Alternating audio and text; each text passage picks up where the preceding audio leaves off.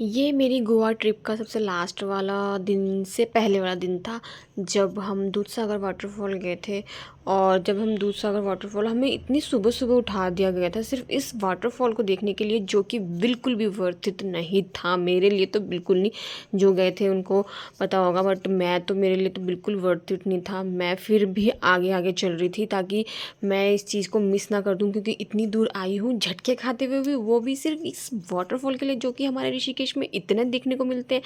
फिर भी मैंने देखा, क्योंकि भई जब सुबह 6 बजे उठी हूँ सिर्फ़ इस चीज़ के लिए, तो भई मैं वेस्ट नहीं कर सकती। तो फिर उसके बाद हम जब गए तो जीप में हम गए, तो इतना झटके खाया। पहले हम बस से आए सुबह 6 बजे, फिर यहाँ पहुँचने के बाद हमें जीप से अंदर लेके आया गया। तो बहुत ही झटके, मतलब इस वज़ह से मेरी तबीयत भी ख़राब हो गई थी लिटरली। और मुझे इतना गुस्सा आ रहा था ना कि इन काश मैं इस जगह आने से अच्छा मैं बीच में घूम लेती, तो मेरे लिए बहुत ही अच्छा रहता।